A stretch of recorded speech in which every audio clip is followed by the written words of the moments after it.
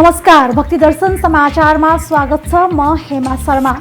आज मिति 2078 साल असार महिनाको 14 गते सोमबार, असार कृष्ण पक्षको चतुर्थी तिथि 12 बजेर 27 मिनटसम्म। उपरान्त पञ्चमी तिथि। चन्द्रमा मकर राशिमा। विसम्मत 2021 जुन महिनाको 28 तारिक, शक सम्मत 1942 र नेपाल सम्मत 1141। आज सूर्योदय बिहान 5 बजेर 12 मिनटमा र सूर्यास्त साँझ 19 बजेर 2 मिनटमा। सर्वप्रथम अहिलेसम्मका प्रमुख समाचार। सूर्य नमस्कारको अभ्यासले धेरैवटा योगासन गरे बराबरको लाभ लिन सकिने योगाचार्यको भनाई। यसका आसनहरूको श्रृङ्खलाबद्ध अभ्यासले शारीरिक, मानसिक एवं आध्यात्मिक लाभ मिल्ने भएकाले सबैलाई यसको अभ्यासका लागि सुझाव।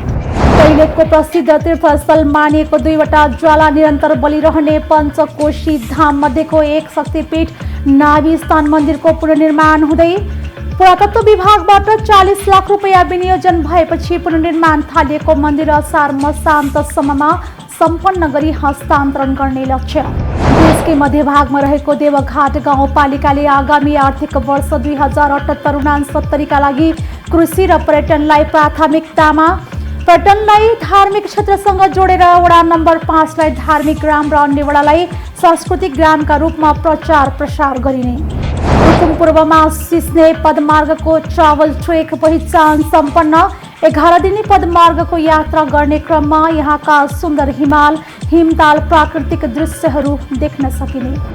बन्दाबन्दीको मौका छोपेर फेवातालको सिमसार मासिने गरी डोजर लगाएर मैदान खार्दा निस्किएका ढुङ्गा माटो सिमसारमा ल्याएर खनाइँदै महानगरले कागजी रूपमा संरक्षणका लागि जग्गा रोक्कादेखि नक्सा नै नदिने नीति लिए पनि भूमाफियाका प्लटिङ परियोजना र अन्य व्यावसायिक योजना भने अहिले पनि जारी।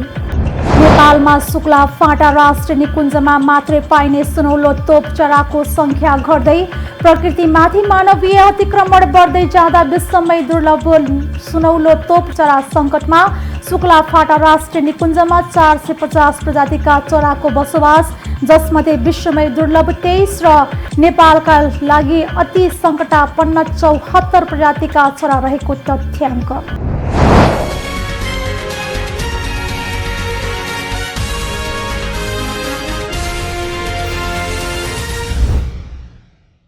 अब समाचार विस्तारमा।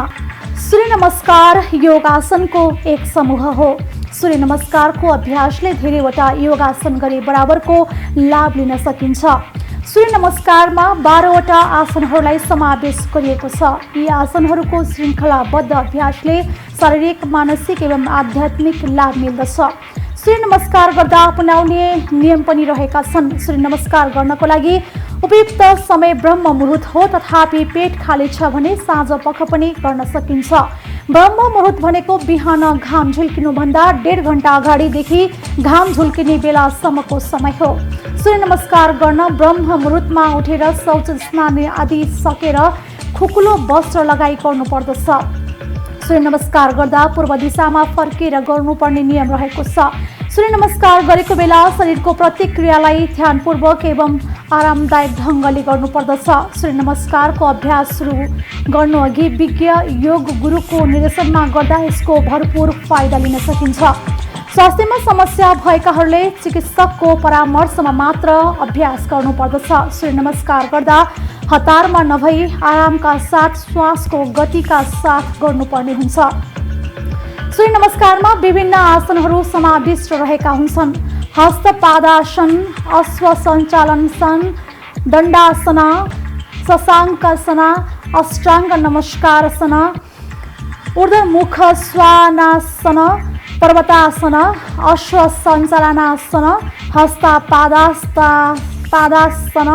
हस्तोत्तानासन, प्राणायामासन आदि रहेका छन्। यसपश्चात पुनः स्थिति अवस्थामा आएर खुट्टालाई हल्का फट्याएर हातलाई पछाडि बाँधेर आराम गर्नुपर्दछ। सूर्य नमस्कारले मांसपेशीलाई लचिलो र फुर्तिलो बनाउनुका साथै तौल घटाउन सहयोग गर्दछ। नियमित अभ्यासले स्नायु प्रणालीलाई मजबुत बनाउनुका साथै प्रतिरक्षा प्रणालीलाई बलियो बनाउँदछ। त्यस्तै रक्तचाप घटाउनलाई सहयोग गर्नुका साथै मधुमेहलाई पनि नियन्त्रण गर्न मद्दत गर्ने बताइएको छ। अभ्यासपछि शरीरलाई आनन्द प्रदान गर्नुपर्दछ। योग शिक्षाको योगा टिचिङ सिस्टमको एउटा यस्तो किसिमको संयुक्त अभ्यास हो, एउटा श्रृङ्खलाबद्ध आसनहरूको समूह हो जसलाई चाहिँ त्यति मात्रै गरेर त्यो 12वटा आसनहरू मात्रै गरेर हामीलाई सबैभन्दा धेरै योग अभ्यासको लाभ मिलोस् भनेर हाम्रो ऋषि महर्षिहरूले, हाम्रा पिता पुर्खाहरूले, योगीहरूले चाहिँ यो डिजाइन गरेको एउटा क्याप्सुलर फर्म अफ योगा भनेर भन्छौँ। क्याप्सुल जस्तो बनाएर धेरैवटा योगा 84 आसन अथवा चाहिँ 300-400 प्रकारका आसनहरू, 84 प्रकारका सिद्ध आसनहरू, त्यसै गरी चाहिँ प्राणायामदेखि लगाएर धेरैवटा कुरा गर्नुभन्दा थोरै आसन समूहहरूलाई अथवा थोरै योग अभ्यासलाई गरेर धेरैभन्दा धेरै योगको फाइदा पुर्याउने हिसाबले चाहिँ यसको डिजाइन गरेको हो। यो सूर्य नमस्कारमा चाहिँ 12वटा आसन समूहहरू छन्। यो 12वटा आसन समूहलाई पनि श्रृङ्खलाबद्ध तरिकाले गर्ने एउटा योगको परम्परा छ। त्यो आसन समूहहरूको चाहिँ के त भन्दाखेरि ती आसन समूहहरूको एकपछि अर्को क्रमगत रूपमा आसन गर्दै जाँदाखेरि उनीहरूको आफ्नो हरेक आसनको चाहिँ आफ्नो मन्त्र छ। त्यो मन्त्रमा रोकिनुपर्ने समयावधि छ। त्यो समयावधि र रोकेर गर्दै गर्दाखेरि त्यो आसन गर्दाखेरि कतिखेर श्वासलाई लिने, कतिखेर श्वासलाई छोड्ने, कतिखेर पूरण गर्ने, कतिखेर कुम्भक गर्ने, कतिखेर रेचन गर्ने भन्ने कुरा चाहिँ यहाँ सिलसिलाबद्ध तरिकाले व्याख्या गरिएको छ। त्यस कारणले चाहिँ यो आसन त हुँदै हो, आसनहरूको श्रृङ्खला हो, 12वटा आसन समाहित गरेर बनाइएको छ। त्यसै गरी श्वासको पनि आयाम यसमा थपिएको हुँदा, श्वास लिएर कतिखेर लिने, कतिखेर छोड्ने भन्ने कुरा विषय समेटिएको हुँदा यसमा प्राणायामको पनि आयाम यसमा थपिएको छ।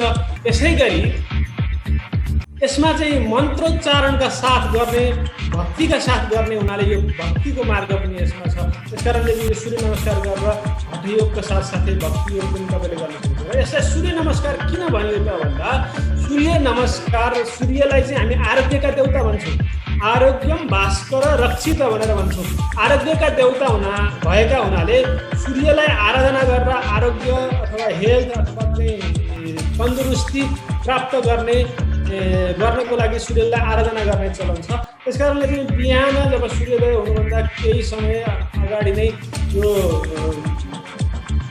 उदयमान सूर्यको कल्पना गर्दै ब्रह्म मुहुर्तमा उदयमान सूर्यको कल्पना गर्दै सूर्यप्रति नतमस्तक हुँदै त्यो सूर्यले उत्सर्जन गरेको ताप, प्रकाश, किरण र लालिमाले आफूलाई सिञ्चित गरिरहेको छ, आफूलाई ऊर्जावान बनाइरहेको छ भन्ने विषयको कल्पना गर्दै अभ्यास गर्ने गरिन्छ। र यसमा चाहिँ 12वटा आसन समूह सबभन्दा पहिलो त स्थितिमा आएर यसको सूर्य नमस्कार अभ्यास गर्नको लागि एउटा स्थिति पोजिसनमा आउनुपर्ने हुन्छ। त्योभन्दा अगाडि हजुरलाई यसको यो चाहिँ बिहानै गर्नुपर्ने, साँझ पनि गर्ने चलन छ, तर यसको अधिकतम लाभ लिनको लागि यसलाई बिहान गर्ने चलन चाहिँ छ।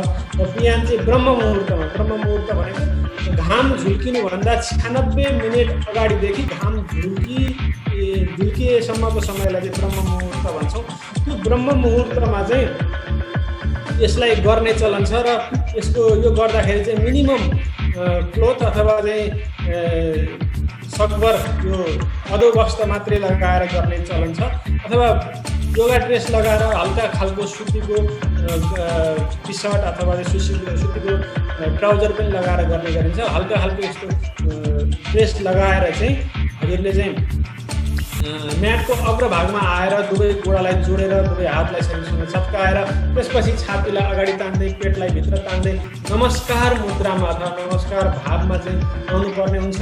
त्यो नमस्कार गर्दै गर्दा आँखा बन्द गर्दै गर्दा उदयमान सूर्यको परिकल्पना गरेर सूर्यले उत्सर्जन गरेको ताप, प्रकाश, किरण र लालिमाले तपाईँलाई सिञ्चित गरिरहेको भन्ने कुरा पनि तपाईँले महसुस गर्नुपर्ने हुन्छ। त्यसपछि चाहिँ पहिलो आसन चाहिँ हामी पूरणको साथ लामो गहिरो श्वास लिएर पुरै हातलाई चाहिँ नमस्कार गरेर त्यो नमस्कारको हातलाई चाहिँ बिस्तारै माथि उठाएर पछाडि पुरै ढाडलाई तन्काएर पछाडिसम्म ढाडलाई पुरै बेन्ड गरेर खुट्टाको कुर्कुचादेखि हातको औँला उठेको हातको औँलासम्म र ढाडका सबै मांसपेशीहरूलाई पछाडितर्फ मोडेर चाहिँ त्यो हामी गर्छौँ। र यसो गर्दै गर्दा हामी ओम मित्राय नमः भनेर चाहिँ यसको मन्त्र जाप गर्छौँ र कमसेकम पनि 30 सेकेन्डसम्म अथवा 3 आवृत्ति गायत्री जप गरुन्जेलसम्म त्यति समयको लागि चाहिँ हामी यसमा अडिने कोसिस गर्छौँ। अनि त्यसपछि फेरि त्यो सकिसकेपछि 30 सेकेन्ड पश्चात अथवा 3 आवृत्ति गायत्री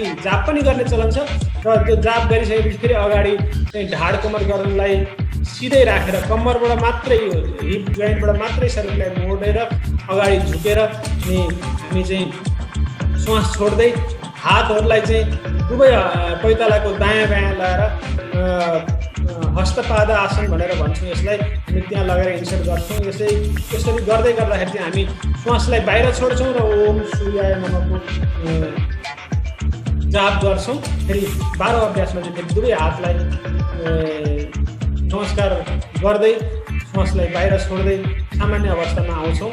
र त्यसरी आइसकेपछि फेरि हामी दुईटै खुट्टालाई चाहिँ हट्याउँछौँ, हातलाई चाहिँ तल ड्रप गरिदिन्छौँ, त्यसपछि हातलाई पछाडि बाँध्छौँ। र यो अभ्यास पछिको परिवर्तन के भयो तपाईँको शरीरमा र मनमा, यो अभ्यास पछिको परिवर्तनलाई महसुस गर्दै हामी चाहिँ त्यसमा त्यो भित्री जुन नाद अथवा भित्री जुन कम्पन अथवा भित्री जुन परिवर्तन भयो सूर्य नमस्कारको अभ्यासले त्यसलाई हेर्दै हेर्दै त्यसैमा रम्छौँ। र फेरि केही समयपछि एकछिनपछि फेरि यसै अभ्यासलाई फेरि दोहोऱ्याउँछौँ र सूर्य नमस्कारको अभ्यास हरेक 12वटा आसन छन्, 12वटा आसनलाई 12 चोटि गर्नुपर्छ भनेर 12 144 चोटि यो गर्ने चलन छ। यो शारीरिक सुगठनको दृष्टिले पनि अत्यन्त महत्त्व छ र योगिक फ्लेक्सिबिलिटी गेन गर्नको लागि पनि यो अत्यन्त महत्त्वपूर्ण छ। सूर्य नमस्कारको अभ्यास गर्दाखेरि धेरैवटा रोगहरूलाई चाहिँ हामी जस्तो ब्लड प्रेसर कन्ट्रोल गर्न यसले मद्दत गर्छ, पेटका रोगहरूलाई यसले एकदमै राम्रो गर्छ। सिभियर किसिमको मुटु रोग भएकाले यसलाई त्यति गर्न सक्दैन नि त, गर्नु हुँदैन। बिस्तारै बिस्तारै गर्दाखेरि पनि दक्ष गुरुको सहायतामा 1 by 1 गरेर गर्न सक्छन्, तर आफैले यसलाई गर्नु हुँदैन। त्यसै गरी ढाडको जुन हर्निया भएको अथवा चाहिँ यो ढाडको डिस्कको समस्या छ, डिस्क हर्निएसनको समस्या छ, तिनीहरूले यसलाई गर्नु हुँदैन। नभए अरू धेरैवटा रोगहरूको लागि सूर्य नमस्कार अत्यन्त राम्रो लाभदायक हो र यसले बल पनि दिन्छ, तेज पनि दिन्छ, कान्ति पनि दिन्छ र सूर्य नमस्कार गरेर समग्र रूपमा आरोग्यता प्राप्त गर्न सहायता गर्दछ। दैलेखको प्रसिद्ध तीर्थस्थल मानिएको 2वटा ज्वाला निरन्तर बलिरहने पञ्चकोशी धाम मध्येको एक शक्तिपीठ नाभि स्थान मन्दिरको पुनर्निर्माण भइरहेको छ। पुरातत्व विभागबाट 40 लाख रुपैयाँ विनियोजन भएपछि मन्दिर पुनर्निर्माण थालिएको हो। निषेधाज्ञाका समयमा स्वास्थ्य मापदण्डको पालना गर्दै निर्माण कम्पनीले मन्दिर निर्माण थालनी गरेको छ। मन्दिर निर्माणको जिम्मा पुष्प निर्माण कम्पनीले पाएको छ। लामो समयसम्म पुनः निर्माण हुन नसक्दा धार्मिक र ऐतिहासिक महत्त्वको मन्दिर जीर्ण हुँदै भत्किने अवस्थामा पुगेको थियो। मन्दिर पुरानै शैलीमा निर्माण गरिने निर्माण कम्पनीका ठेकेदार मथुरा प्रसाद जैसीले जानकारी दिनुभएको छ। स्वास्थ्य मापदण्डको पूर्ण पालना गर्दै असार मसान्तसम्म मन्दिर निर्माण सम्पन्न गरिने पनि उहाँले बताउनु भएको छ। डिपिआर मन्दिर व्यवस्थापन समितिले गरेको र सोही अनुसार निर्माण कम्पनीले निर्माण गर्ने व्यवस्थापन समितिका अध्यक्ष नवीन योगीले जानकारी दिनुभएको छ। उहाँका अनुसार पुरानै शैलीमा काठको कलात्मक ढाँचा र ढुङ्गा माटो प्रयोग गरी छाना पुरानै झिङ्गटीले छाइनेछ। इस्टिमेट अनुसार धमाधम काम भइरहेको र सम्झौता समय अवधिभित्रै निर्माण सम्पन्न गरी हस्तान्तरण गर्ने निर्माण कम्पनीले जनाएको छ। मन्दिर यहाँको प्रसिद्ध धार्मिक तीर्थस्थल पञ्चकोशी मध्य धामको एक शक्तिपीठ मानिन्छ। दैलेखको पवित्र तीर्थस्थलले परिचित पञ्चकोशी धाम अन्तर्गत श्रीस्थान, नाभिस्थान, पादुका, धुलेश्वर र कोटिला मन्दिरलाई सूचीकृत गरिएको छ। सो मन्दिरमा अनवरत रूपमा सदियौँदेखि 2 ज्वाला निरन्तर बलिरहेका छन्। यो क्षेत्र धार्मिक तथा आन्तरिक पर्यटनको आकर्षणको गन्तव्य पनि बन्न सक्ने निकै सम्भावना रहेको छ। देशकै मध्यभागमा रहेको देवघाट गाउँपालिकाले आगामी आर्थिक वर्ष 2078-69 का लागि कृषि र पर्यटनलाई प्राथमिकतामा राखेको छ। गाउँपालिकाका अध्यक्ष दुर्गा बहादुर थापाले 8औं गाउँ सभामा नीति तथा कार्यक्रम प्रस्तुत गर्दै देवघाटको विकासका लागि कृषि र पर्यटनलाई प्राथमिकतामा राखिएको बताउनु भएको छ। सुक्खा एवं बाँझो जग्गामा कृषिलाई प्रोत्साहन गरी कृषि उत्पादन र उत्पादकत्व बढाइने, कृषि क्षेत्रलाई उच्च प्राथमिकतामा राख्दै बजेट विनियोजन गरिने तथा कृषि सहकारी मार्फत सामूहिक खेती, प्राङ्गारिक खाद्य उत्पादन तथा करेसाबारी प्रवर्धनलाई प्रोत्साहन गरिने बताइएको छ। कृषिलाई आर्थिक विकासको मेरुदण्डका रूपमा विकास गर्न एक गाउँ एक उत्पादन तथा कृषि पकेट क्षेत्रको विकास गरिने, जैविक तरकारी तथा फलफुल पकेट क्षेत्र बनाइने, कृषक दर्ता गरी कृषक परिचय पत्र वितरण गरिने नीति तथा कार्यक्रममा उल्लेख छ। त्यस्तै गाउँपालिकाको वडा नम्बर 1 मा पशु विकास फर्ममा प्राङ्गारिक खेती, भान्सा नै औषधालय नमुना कार्यक्रम सञ्चालन गरिने जनाइएको छ। त्यस्तै गाउँपालिकाले पर्यटनलाई धार्मिक क्षेत्रसँग जोड्दै अघि बढ्ने गरी नीति तथा कार्यक्रम ल्याएको भन्दै अध्यक्ष थापाले वडा नम्बर 5 लाई धार्मिक ग्राम र अन्य वडालाई सांस्कृतिक ग्रामका रूपमा प्रचार प्रसार गरिने बताउनु भएको छ। धार्मिक स्थल भएका अन्य जिल्लाका पालिकासँग धार्मिक भगिनी सम्बन्ध विस्तार गर्ने कार्यक्रमलाई अघि बढाउने थापाको भनाइ छ। गाउँपालिकालाई पर्यटकीय हरित क्षेत्रका रूपमा विकास गर्ने लक्ष्य लिएको उहाँले बताउनु भएको छ। देवघाटको कालीगण्डकी र त्रिशुली नदीको संगम स्थलमा पालिका स्तरीय धार्मिक पर्यटन मेला गराइने, होमस्टे घरवास सञ्चालनका लागि प्रोत्साहन गर्ने, गाउँपालिकाको रमणीय स्थल घण्टाचुलीमा पर्यटन पूर्वाधारको विकास गर्ने, छरछरे झरनालाई वन प्रदेश र सरकार र गाउँपालिकाको संयुक्त लगानीमा पर्यटकीय दृष्टिकोणबाट विकास गरिने लगायतका नीति तथा कार्यक्रम रहेको जनाइएको छ। फेवातालको जलाधार क्षेत्रको सिमसार तथा हरियाली मास्दै यति बेला भूमाफियाले टिपरबाट ढुङ्गा माटो थुपारेर डोजर चलाएका छन्। बन्दाबन्दीको मौका छोपेर सिमसार मासिने गरी डोजर लगाएर मैदान खार्दा निस्किएका ढुङ्गा माटो सिमसारमा ल्याएर खनाइएको छ। महानगरले कागजी रूपमा संरक्षणका लागि जग्गा रोक्कादेखि नक्सा नै नदिने नीति लिए पनि भूमाफियाका प्लटिङ परियोजना र अन्य व्यावसायिक योजना भने अहिले पनि जारी छ, जसमध्ये मनसुनकै बेला पानीमाथि ढुङ्गा माटो खनाएर भवन ठड्याउन खोजिरहेका छन्। सिमसार क्षेत्रमा 1000 टिपर ढुङ्गा माटो खनाए पनि अहिलेसम्म कसैलाई कारबाही नहुनु दुःखद कुरा हो। फेवातालको स्रोत हर्पन खोला पारी बनिरहेको फुटबल मैदानको ढुङ्गा माटो वारी सिमसारमा खन्याएको बारे आफूलाई केही थाहा नभएको वडा अध्यक्ष ओम प्रसाद सुवेदीले बताउनु भएको छ। सिमसार पुग्न यसरी महानगरकै लगानी देखिए पनि वडा अध्यक्ष सुवेदीले अनभिज्ञता देखाउनु भएको छ। सरकारी लगानीकै आयोजनाबाट निस्केका ढुङ्गा माटो मात्र होइन, निजी परियोजना बनाउँदा निस्केका ढुङ्गा माटो पनि सिमसार क्षेत्रमा खनाइएको छ। फेवाताल नजिकै सेदीमा बीएनबी हाउसिङ कम्पनीले 12 तले अपार्टमेन्ट बनाउन मनसुनले गलेको डाँडा डोजर देखाइएको छ। मनसुनकै बेला बाराही ग्रुपले घरेको कुनामा रिसोर्ट बनाउन डोजर चलाएका छन्। बीएनबी हाउसिङ कम्पनीका सञ्चालक विमल बसाल हुन् भने बाराही ग्रुपका अध्यक्ष विप्लव पौडेल हुन्। यी दुवै कम्पनीले आफ्ना परियोजना बनाउँदा निस्केका ढुङ्गा माटो सिमसार क्षेत्र पूर्ण प्रयोग गरेका छन्। पोखरा 18 स्थित खरेबाट पामी जाने बाटोको घुम्तीमा फेवातालको पानी भएकै ठाउँमा सिमेन्टको पर्खा लगाएर ढुङ्गा माटोले पुरिएको छ। त्यो माटो बाराही ग्रुपले बनाउन लागेको रिसोर्टबाट लगिएको स्थानीयले बताएका छन्। बीएनबी हाउसिङले बनाउन लागेको अपार्टमेन्टको जग्गा खार्दा निस्केका ढुङ्गा माटो पोखरा वडा नम्बर 23 पार्मेमा पर्छ। स्थानीयका अनुसार दिनरात गरेर त्यहाँ टिपरले झण्डै 1000 खेप ढुङ्गा माटो खनाएका छन्। पामे स्थित संसार पूर्ण स्थानीय विष्णु तेमलसिना, व्यवसाय युवराज खतिवडा लगायतको संलग्नता रहेको पोखरा 23 का वडा अध्यक्ष विष्णु प्रसाद पराजुलीले बताउनु भएको छ। वडा कार्यालय र महानगरबाट प्रतिबन्ध लगाउँदा आँखा छलेर उनीहरूले ढुङ्गा माटो थुपारेको उहाँको भनाइ छ। फेवातालको किनारै किनार 50 जाने मोटर बाटो अहिले कालो पत्री हुँदैछ। पहिला बाटोका लागि ढुङ्गा माटो डम्पिङ गर्ने भनिएको र अर्को ठाउँमा लगेर फिलिङ गर्ने भनेर थुपारेको ढुङ्गा माटो डोजर लगाएर सम्याएको वडा अध्यक्ष पराजुलीको भनाइ छ। सिमसार पूर्ण नदिने आफूले गरेको पहल असफल भएको पराजुलीले बताउनु भएको छ। सिमसार क्षेत्रमा परेको आफ्नो जग्गा पूर्ण पाऊँ भन्ने स्थानीय विष्णु तिमेसिना वडा कार्यालयमा अनुमति लिन पुग्दा व्यक्तिगत जग्गा भए पनि सिमसारलाई पूर्ण नमिल्ने अनुमति छैन भनेर उहाँलाई फर्काइएकोमा वडा कार्यालयको अनुमति बेगर नै थमाथम सिमसारमा ढुङ्गा माटो थुपार्न थालेको र दर्जन टिप्पर मार्फत रातारात ढुङ्गा माटो थुपारेको वडा अध्यक्ष पराजुलीले बताउनु भएको छ। वडा कार्यालय नगरपालिका आदिले संसारमा कुनै गतिविधि नगर्न निर्देशन दिए पनि उनीहरूले त्यसको व्यवस्था गरी कामलाई अघि बढाएका छन्। आफूहरूले जति प्रयास गर्दा पनि सिमसार पुग्ने बारम्बार कार्य दोहोरिएको पराजुलीले बताउनु भएको छ। पामी स्थित 15 रोपनी सिमसार व्यवसाय युवराज खतिवडाले भाडामा लिएर दलदललाई पुरेर पार्टी प्यालेस लगायत व्यावसायिक संरचना बनाउन खोजेको बताइएको छ। पोखरा महानगरको नीतिमा फेवाताल वरिपरि रहेको बाटो भन्दा तलतिर कुनै पनि निजी वा सार्वजनिक संरचना नबनाउन उल्लेख छ। महानगरले अनुमति दिएमा मात्र अत्यावश्यक संरचना बनाउन पाइएपछि अहिले पनि फेवाताल वरिपरि रहेका मोटर बाटो भन्दा तल फेवाताल तर्फका संरचना निर्माणको अनुमति नपाएका र महानगरमा दर्ता समेत नभएका कारण अवैध छन्। फेवाताल संरक्षण गर्न अधिग्रहण गर्न भनिएको जग्गाको लाल पूर्जा समेत फुकुवा भएको छैन।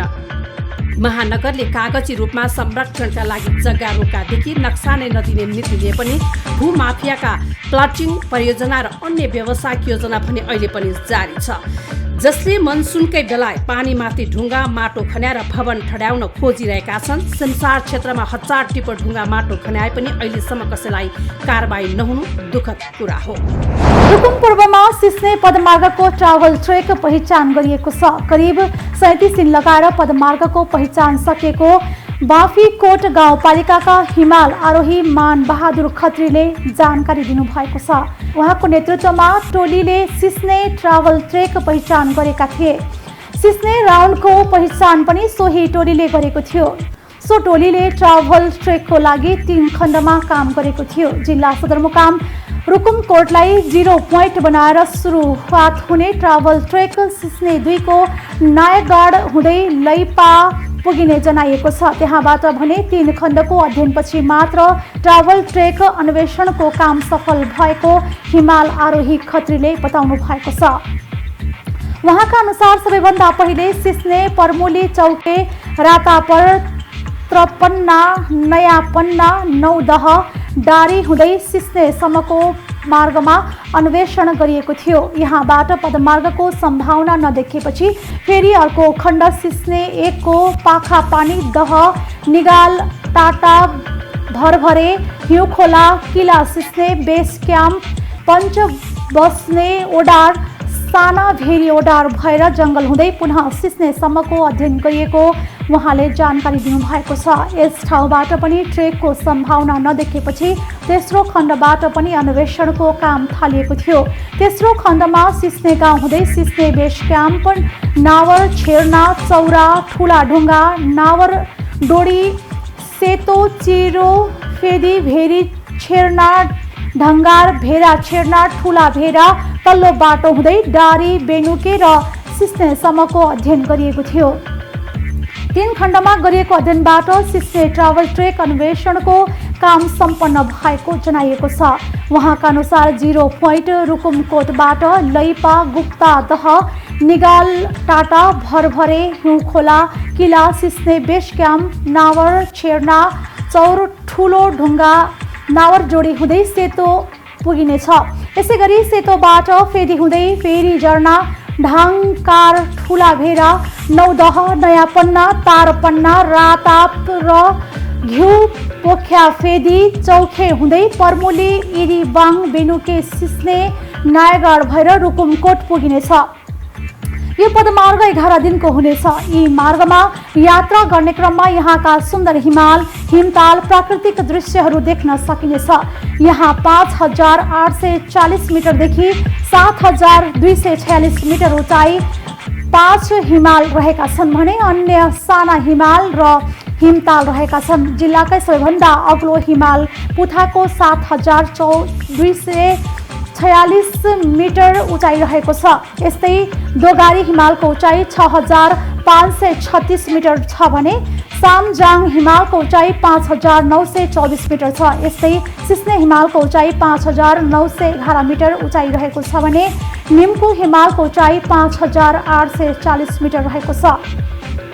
केही सहायक मार्गको काम बाँकी रहेको उहाँको भनाइ छ। विभिन्न ठाउँमा सांकेतिक चिन्ह राख्ने नक्साङ र डिपिआरको कामहरू बाँकी रहेको खत्रीले बताउनु भएको छ। सिस्ने राउन्ड र ट्राभर्स ट्रेकको अन्वेषणको काम सकिएको बताउँदै यस क्षेत्रको विकास यहाँका स्थानीय सरकार, प्रदेश सरकार र सङ्घ सरकारको लगानीमा भर पर्ने उहाँको भनाइ छ। सिस्ने गाउँपालिकाको आर्थिक सहयोगमा सिस्ने ट्राभर्स ट्रेकको अन्वेषण गर्ने काम सम्पन्न भएको हो। नेपालमा शुक्लाफाटा राष्ट्रिय निकुञ्जमा मात्रै पाइने सुनौलो तोपचराको संख्या घट्दै गएको छ। प्रकृतिमाथि मानवीय अतिक्रमण बढ्दै जाँदा विश्वमै दुर्लभ सुनौलो तोपचराको संख्या घट्दै गएको हो। अन्तर्राष्ट्रिय प्राकृतिक संरक्षण सङ्घ IUCN को रातो सूचीमा रहेको सुनौलो तोपचरा नेपालमा अति संवेदनशील मानिन्छ। कोशी टप्पु वन्यजन्तु आरक्षणबाट सन् 2007 देखि नै हराइसकेको यो चरा प्रजातिको संख्या शुक्लाफाटामा पनि कम हुँदै गएको छ। निकुञ्ज कार्यालय र नेपाल पक्षी संरक्षण सङ्घ BCN ले यस वर्ष संयुक्त रूपमा गरेको गणनाको क्रममा शुक्लाफाटामा 246 वटा फेला परेका छन्। गत वर्ष यो निकुञ्जमा 254 वटा सुनौलो तोपचरा अभिलेख गरिएको थियो। यसअघि 2017 मा 300 र 2019 मा गरिएको गणनाको क्रममा सो निकुञ्जमा 174 वटा जति तोपचरा पाइएको थियो। नेपाल र भारतमा मात्रै पाइने सुनौलो तोपचराको संख्या दुवै देशमा घटिरहेकाले विश्वमै अति सङ्कटापन्न सूचीमा यो चरालाई राख्ने पनि छलफल चलिरहेको बताइएको छ। शुक्लाफाटा राष्ट्रिय निकुञ्जको शिकारीताल क्षेत्र सिंहपुर फाटा, मोहनपुर, अन्डैया, पट्टैया फाटा र दरख घाँसे मैदानमा सुनौलो तोपचरा पाइन्छ। सबैभन्दा पहिले सन् 1996 मा शुक्लाफाटामा सुनौलो तोपचरा रहेको तथ्य चराविज्ञ डाक्टर हेमसागर बरालले पत्ता लगाउनु भएको थियो। आफ्नो विद्यावारिधिका लागि अनुसन्धान गर्ने क्रममा उहाँले 11 वटा सुनौलो तोपचरा फेला पार्नु भएको थियो। त्यसपछि सन् 2008 मा उहाँले नै शुक्लाफाटाको शिकारीताल आसपासमा तोपचराले ब्रिडिङ गर्ने गरेको पत्ता लगाउनु भएको थियो।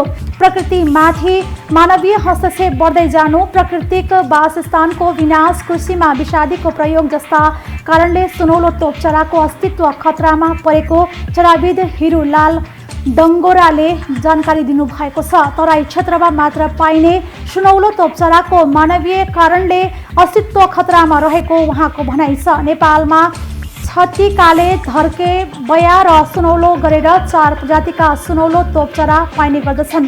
नेपाल र भारत सीमा नजिक शुक्लाफाटा राष्ट्रिय निकुञ्जमा 450 प्रजातिका चराको बसोबास रहेको छ, जसमध्ये विश्वमै दुर्लभ 23 र नेपालका लागि अति सङ्कटापन्न 74 प्रजातिका चराहरू रहेका छन्।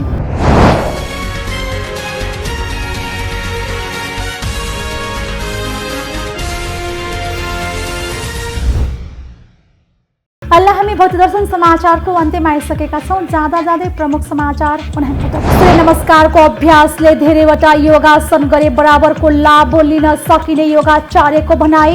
यसका आसनहरूको श्रृङ्खलाबद्ध अभ्यासले शारीरिक, मानसिक एवं आध्यात्मिक लाभ मिल्ने भएकाले सबैलाई यसको अभ्यासका लागि सुझाव।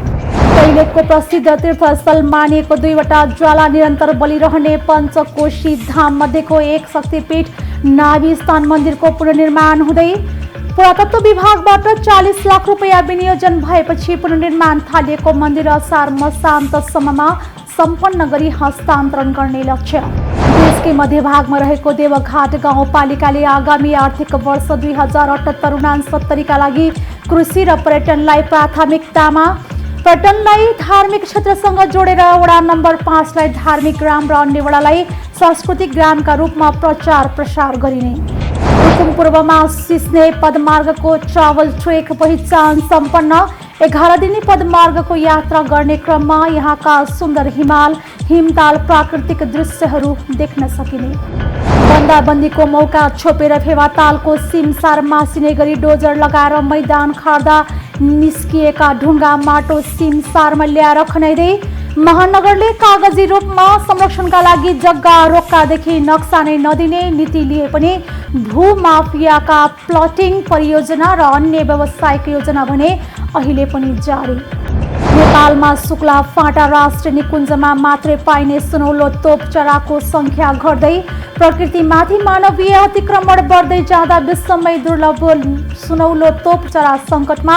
शुक्ला फाँटा राष्ट्रिय निकुञ्जमा 450 प्रजातिका चराको बसोबास, जसमध्ये विश्वमै दुर्लभ 23 र नेपालका लागि अति सङ्कटापन्न 74 प्रजातिका चरा रहेको तथ्याङ्क। दर्शन समाचार यति नै। सामाजिक सञ्जाल मार्फत हामीसँग जोडिनका लागि फेसबुक तथा ट्विटरमा लाइक तथा फलो गर्न सक्नुहुनेछ भने युट्युब मार्फत पनि हामीलाई प्रत्यक्ष हेर्न सक्नुहुनेछ। त्यस्तै कुनै सल्लाह सुझाव तथा प्रतिक्रिया भएमा भक्तिदर्शन@emountaintv.com मा हामीलाई पत्राचार गर्न सक्नुहुनेछ। धर्म, संस्कृति तथा संस्कारको संवाहक भक्तिदर्शन टेलिभिजन हेर्नुहोला। नमस्कार।